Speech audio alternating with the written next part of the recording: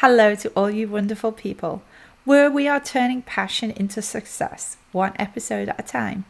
I'm Tanya Tate, and this is my podcast, Tanya Tate Presents Skinfluencer Success. Find the joy in life, and success will follow. This is Tanya Tate.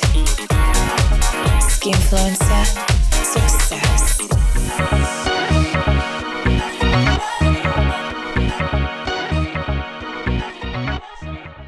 In this episode, we're blessed to have Jonathan as our superfan sponsor. So a big shout out of appreciation to Jonathan for helping make this podcast possible. And if you're interested in supporting this podcast and becoming a sponsor, you can do so through my Patreon channel at patreon.com/Tanya Tate. And if you are a company that want to ask about sponsorship, then you can email Alexander at MonstarPR.com. So what have I been up to? Before we get the guest on, I do like to have a little bit of a chat and things that inspire me, things that I've been up to. So I want to talk to you about something that I've had done that is absolutely amazing. So let's go back. I got breast augmentation, oh my God, years ago.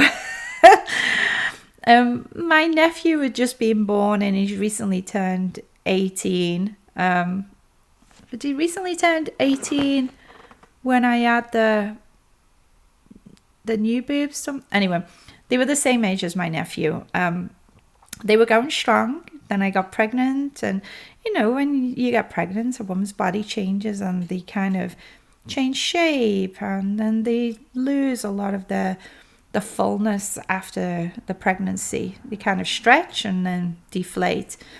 So I went and had breast augmentation, and I chose a doctor called Dr. William Bruno in Beverly Hills. He had a lot of really good reviews, and the guy who does all my Botox and looks after my face, keeps me looking youthful, is Dr. Persky. And Dr. Persky actually recommended their office said Dr. Bruno, they'd heard of him, and he was a good doctor. So I was like, okay. So I went and had my boobs done. He took out the implant from on top of the muscle, put an implant underneath the muscle where the pocket was smaller, and I ended up with new breasts. Nice, perky, high. I no longer had to wear a nursing bra, which I had done since being pregnant. It really hurt me to wear any other bra, because the bra would sit on my rib cage because everything was so low, and I didn't have to hold them up. Like literally two things why I wanted them to do it. I had to hold them up with some kind of support, otherwise they weren't comfortable. And two, they hurt when I put another bra on my rib cage. It hurt. And I remember when I had them done, a lot of people like, oh, you got rid of your boobs. But I got them changed for me, not for you. I got them changed because that's what I wanted. So the breasts, because they had to take some of the skin away, there was some scarring. And there was actually some scarring on the areola as well. And, I'm looking for different things, and I'm like, okay, I'm ready to take the next step. What am I going to do?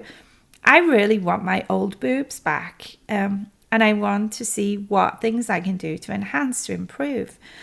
So I got an appointment with Dr. William Bruno, back in Beverly Hills, and I said, look, these are a cup size smaller than I used to be. I want my old boobs back. What can we do? And he said, well, new surgery. Okay, doc, how much is it going to cost? When can we do it? So figured it all out, booked a date. And I said to him, well, okay, tell me this. Why could you not give me a bigger implant last time? Why could you not swap it out to be a similar or a bigger implant than what I had?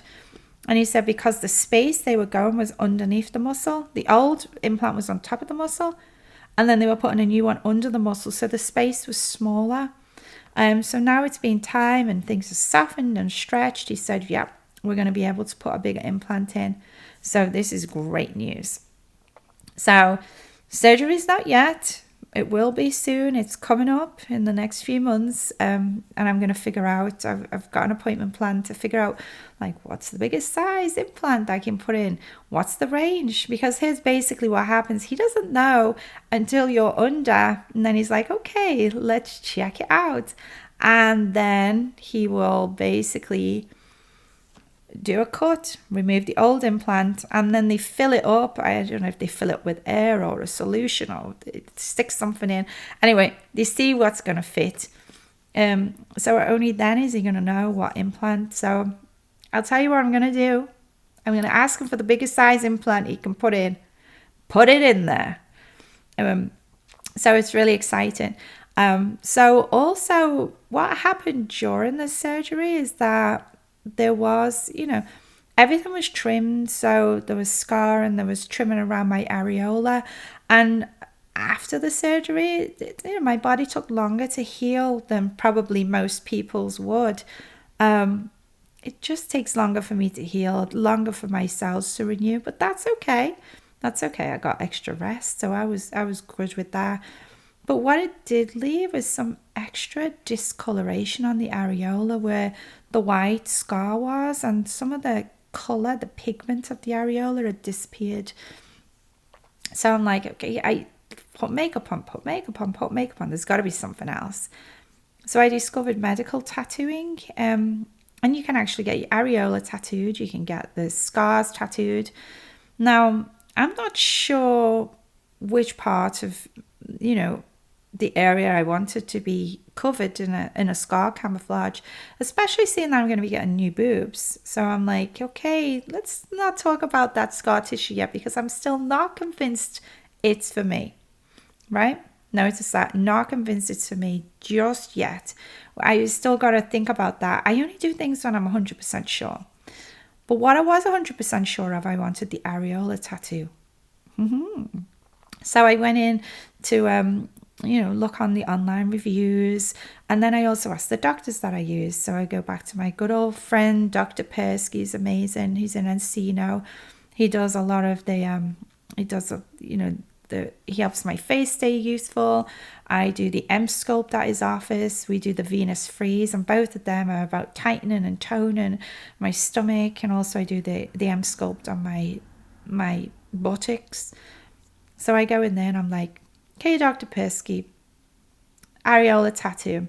He went, rough Swisser. Okay. And I asked Dr. Bruno. Dr. Bruno is like, I got to ask my staff, find out who it is.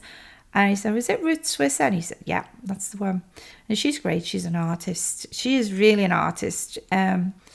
So, it takes a skill to know how to do it, what to do, match the colours, do the right amount of time. So I booked in and she did my areola tattoo.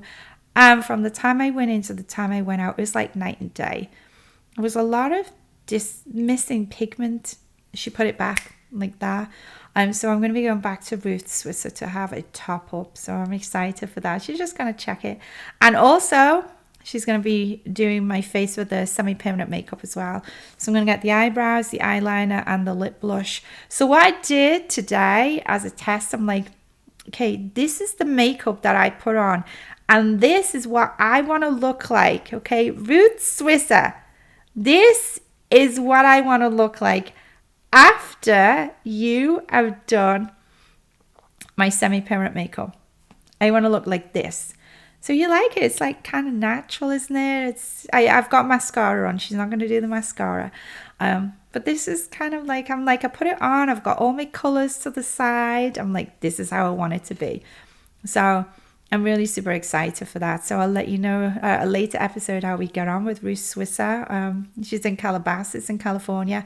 And she's also apparently been on Botched and a lot of them. But you know what? I'm so confident in her. So if you are on my OnlyFans and you want to come along for the journey with me, you can definitely be doing that. So exciting. I do a lot of journeys together on the OnlyFans. Yeah, I kind of put a lot of stuff on there, my daily stuff, what I'm up to. And of course, you can get some of this the BTS stuff from the podcast goes on Patreon. But I have a lot of the in real life stuff on the OnlyFans. But also, I got to tell you about something else, about my little doggy, Millie. She's a boxer dog. I've had her since she was 10 and a half weeks old. She was born in June in 2014. Yeah, she was born then. And, you know, poor Millie, she had a squint going on a little while ago, and she'd be looking, and she was like that with her eye, and she kept trying to scratch it. And I'm like, oh my God, just stop, can't. Because it makes you scared, and your dog's like, so, well, what am I going to do? So she was actually a rescue from a place called Tassie Dog Rescue. And so I called up the lady that was, you know, the person that was involved with the litter. And she's like an auntie to Millie. And I said, what's happened? And she said, tell me pictures. And I sent her pictures. And she said, she's got an ulcer on her eye. You need to get her straight away to an eye vet. It's really painful for her. And I was like, oh no. So we ended up getting in with our eye vet clinic in Alhambra, which is in Southern California. They got one in Calabasas, but the Calabasas one was full. So she's like, try Alhambra. Don't know where it is. Okay, let's do it. So honestly, it's still a hike down. It's a drive. So me and Millie got off and we drove and we went and saw the doctor there. And when we got there, he stuck these tips in her eyes and put drops. And he's like, okay, this is what the machine is saying. They do like the reading. I guess it gives them a number. And he said, yep, she's got an ulcer in her right eye. And he said it's commonly called the box ulcer because boxes is very common in boxes. He said what we've got to do is debraze it. And I'm like, what's that? So the way it was described to me, they were going to put like anesthetic drops in her eyes. And then if anyone's ever had not necessarily everyone's had this, but you know, if you've ever had like a facial and they use like a tool with a zzz, and they're kind of taking the top layer of skin off, or if you've ever had like, you know, where you've been to the chiropodist and they do something where they like zzz, and you like a Dremel machine or on your nails zzz, and they get like the top layer of skin off, the top layer of your nails. Basically, that's what they were doing to her eye. They put the machine on, they debraze it, and they take off all of the cells where the actual ulcer is. And so by doing that, it allows the new cells to grow back. And so basically zimming the ulcer off. So that was really, I felt really bad for Millie. She came out, she was like, oh, poor doggy. They must have hurt her. She was on painkillers. She had drops to go in her eyes. Some of it was like a serum to help the cells grow back, to encourage the cells. And another one was an antibiotic. So we did that for 3 weeks with her. She got the big cone on her head. It was so sad. She'd bump into everything. She'd constantly be bumping into my legs because she wants to come sniff me, and the cone is bigger than her head, so she keeps smacking into me legs, especially when you come home. But 3 weeks later, I took her back to see the vet, and he's like, great, the ulcer's gone. He said, but it's inflamed. So the inflammation could be caused by the ulcer and the fact that because it's itchy, that was it. Because it's itchy, and the itchiness, it's the inflammation is, it was there anyway, basically. So we said, okay, here's some more anti-inflammatory and steroid drops. So we took them away and we put her on that. And happy to say, surgery later, she's fine. She's fantastic. So I was really happy about that. Poor Millie. But you know what? Just look at her sometimes. She's not here right now. I had to put it in. Poor dog. I had to put her in the other room because she'll keep walking around. She'll be like,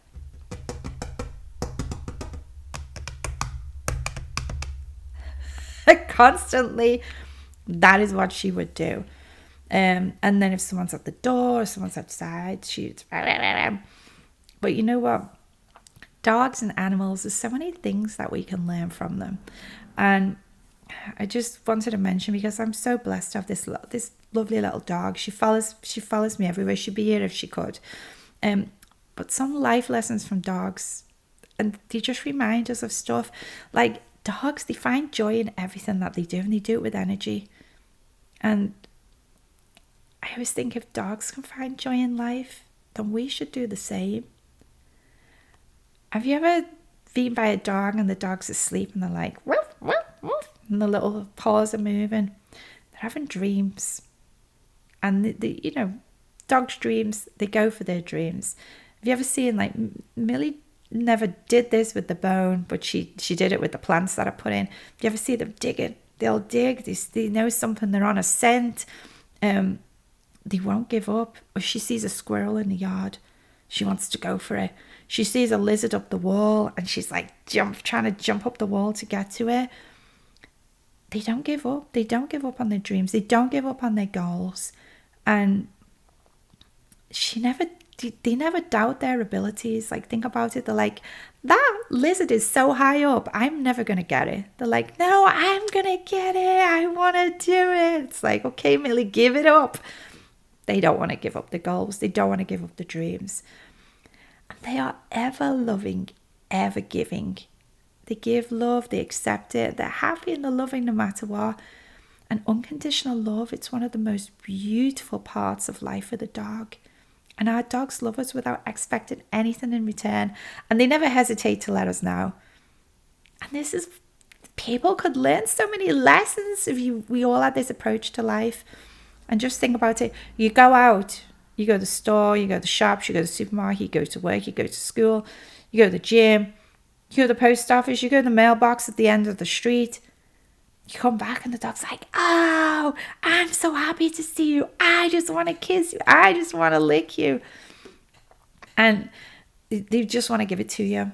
And if you've ever been sad and it's like, you're like, oh, like I remember having my surgery and lying in the bed. I'm like, oh no. And Millie's like, she comes up and they're like, oh. And they're like so gentle and they're like, they want to give you the extra love. Like, they want to give it to you. They just, I feel like they know. Like, sometimes she look at me and I'm like, you know how I'm feeling. Like, they really do. And they forgive and forget. Like, I remember once, stood on Millie's tail. I've stood on Millie's foot. She's like, yeah. And you're like, oh my God. And you don't see her. Like, she's sitting under my feet and I moved back and kicked her. And I'm just like, oh my God, you feel so bad. Seconds later, she's just like, nope. She tail's wagging. She's not holding a grudge. She's back jumping at me. She don't dwell on the past. But only people could do that, not hold grudges. And I gotta say, there's a difference. I do have a cat, but I'm definitely a dog person. There's a difference in this between cats and dogs. In my opinion, they take the time to listen. Like, have you ever tried to talk to your dog? You can sit there, you can tell them everything. And they'll just sit and they'll look at you. And they'll hear everything that you say.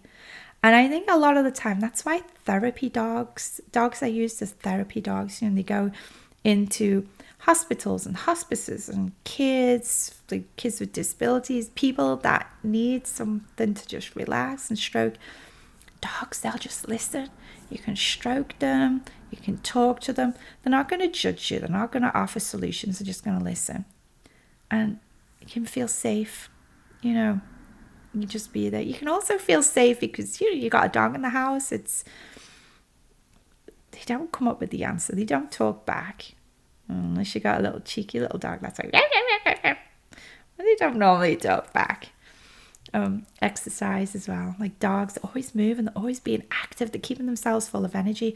I mean, Millie is like, oh my God, what is she? 10 years old, and she's so much energy. Like, she doesn't act like she's 10.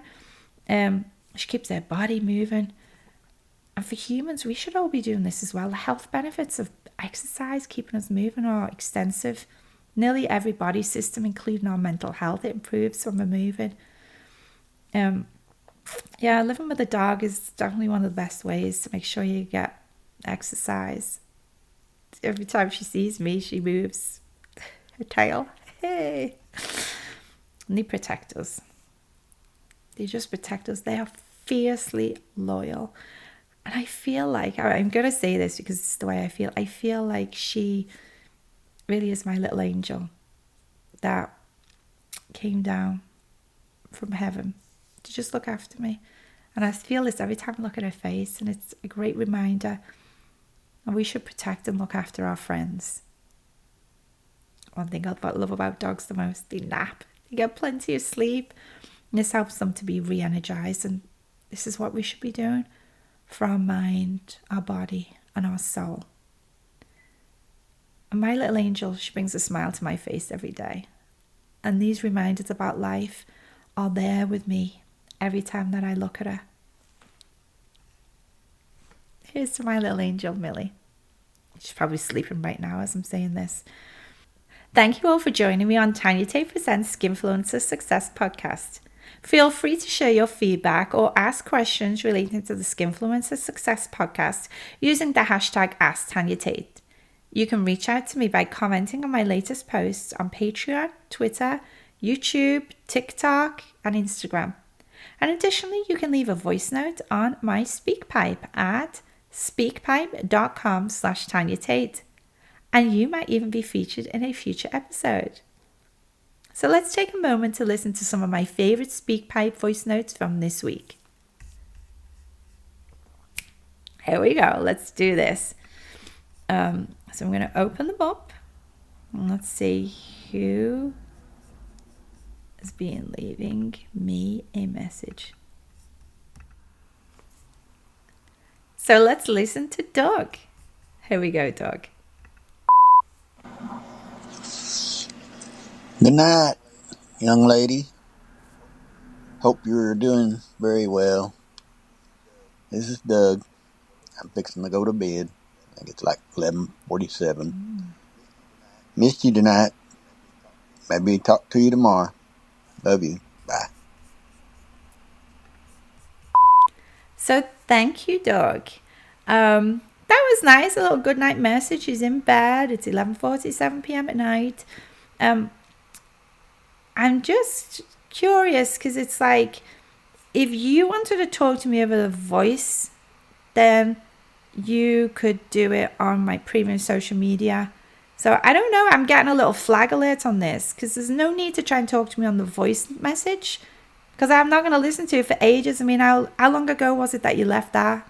I only talk on my premium social media.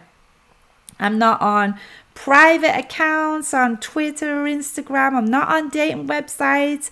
I'm not on Skype. I'm not on WhatsApp. I'm not on Telegram.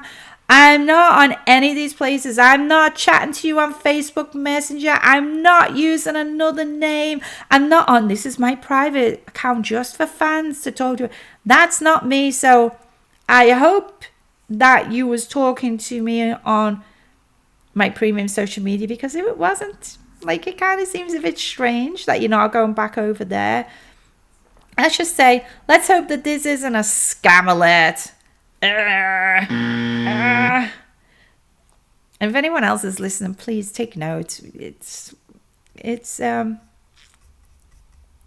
only people like me, other content creators, we only talk to you on premium social media. Like, it's a fact of life, okay? I'm trying.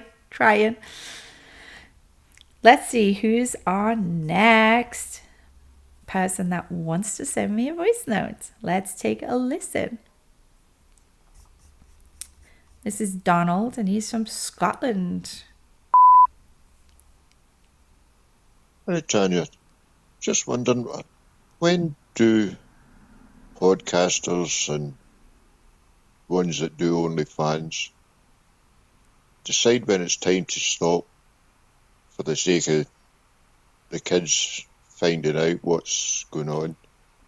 As they grow older, the kids become more curious. And I'm just wondering, when do you decide enough is enough, I have enough, and it's time to stop? Well, it's kind of like a curious question. And you know, I'm sure a lot of people might be thinking this as well. Okay, so let's decipher what you just asked me, Donald from Scotland. You asked me, when do podcasters and people with OnlyFans stop and say enough is enough for the sake of the kids? When enough is enough for me on the podcast and the OnlyFans, then I'll be like, I'm gonna stop. Until then, I'm gonna keep going. So here's the thing, right?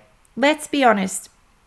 Podcast, anyone can do podcast. Like, you can keep going on and on and on. There's people of all ages that are doing podcasts. And the same with OnlyFans, is people are doing OnlyFans till all ages. I'm sure there's a lot of gilfs and granddads that are also on OnlyFans. Let's be honest, there's a market for everyone. Everyone that is an adult may wish to go on OnlyFans if that's the thing that they want to do. When you say, when, you know, am I going to be too old? Is it, you know, we all have families, whether it's, you know, a sister, a brother, a son, an auntie, an uncle, a parent, a granddad. And, you know, if you have zero family left, you still got a friend or someone that might act as a family member. So we've all got families. So whether we come into the industry and we start, whether we have kids or we don't have kids, it's neither here nor there, because this is a career. Okay. So in terms of, you know, as a child gets older, for me, I do have a son and he's age 6, and at some point the conversation is going to have to be had, and the way that I'm going to deal with it is going to be very personal. It's not going to be something that I'm going to be planning to share with everybody, and I'm going to be taking advice from other parents that have been in similar situations, and I do have a lot of friends, and there's a lot of support there ready for me. And, you know, for me, I treat all people the same, and I brought them up to treat all people the same. And, you know, that's the way that I intend to keep going in life, because we got to show love to people. People do different jobs. Like, there's a lot of people that do different jobs that other people may frown upon. Just because you might not like it, or you might think it's not appropriate, doesn't mean we're going to stop doing the job. And also, for a lot of people, we got into the industry before we became parents. So you can't obliterate the knowledge and the work that's been online. That is still a part of me, and it'll always be a part of me. But, you know, it's about being supportive and, you know, dealing with this in a personal way. So, yeah, I'm a very grounded, very, very good person. So this is the way that I'm going to deal with it. But yeah, it's a very interesting question. And of course, I interview other mums on here, and a lot of people that come on the Skinfluencer Success Podcast are also parents. And so we have had some people that have spoke about this as well. But yeah, thank you. That's a very interesting question. So thank you, everybody, for all your show of appreciation, for leaving SpeakPipe voice notes, and for listening to the podcast. And if you are listening on Apple, Amazon, Audible, and are inspired by any of the words that you hear, please be sure to leave me a written review and give me 5 stars. Thank you for the ongoing support. And if you are interested in reaching out to me for a chat, a phone call, a video call, you can find me on my premium social media platforms. You can also find all my brand new collaborations and videos that are over there as well. minx.co/Tanya Tate or onlyfans.com/Tanya Tate. I'm also on ManyVids as well. So let's connect one-on-one over there. And you can stay updated by following me on Twitter and Patreon at Tanya Tate, TikTok and YouTube at Tanya Tate Tube, Instagram at Tanya Tate Create, and for all my official links, including premium social media, you can visit my Linktree. Just search Linktree followed by my name, Tanya Tate. It's all one word.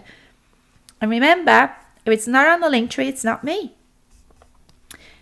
You can tune into the Skinfluencer Success Podcast on skinfluencersuccess.com and all of the major podcast platforms, YouTube and OnlyFans, and get early access by watching it on patreon.com/Tanya Tate. Patreon members have had the exclusive privilege of seeing me unveil this episode's guest in advance, and will also enjoy exclusive clips not included in the final video. And each tier comes with its unique benefits. And I want to give special shout out of appreciation to Rick and also to Nicola Ward. They are members of the Level Up tier. Thank you for your amazing support. Thank you. And also in this episode, our super fan sponsor from Patreon is Janison. So a massive shout out of appreciation and gratitude to Jonathan for sponsoring us. Thank you so much. You too can sponsor this podcast by signing up on my Patreon at Tanya Tate. And if you are a business and you want to get a sponsorship, you can also email alexander@monstarpr.com. This is Tanya Tate, and you've been listening to the Skinfluencer Success Podcast. If I've managed to bring a smile to your face and fill your heart with joy, then I know I'm living my life's purpose. Now go out into that world and spread that love. Are you a performer, creator, or company in the adult entertainment industry looking to boost your visibility and reach? Then look no further than Star Factory PR. Star Factory PR is the go-to agency for all your publicity needs in the adult entertainment world. With 2 decades of experience and a track record of success, they specialize in elevating your brand and maximizing your exposure. So whether you're a seasoned professional or just starting out, Star Factory PR offers tailored solutions to help you stand out in this competitive industry. So don't miss out on the opportunity to work with the best in the business. Visit their website at starfactorypr.com to learn more and take the first steps towards success.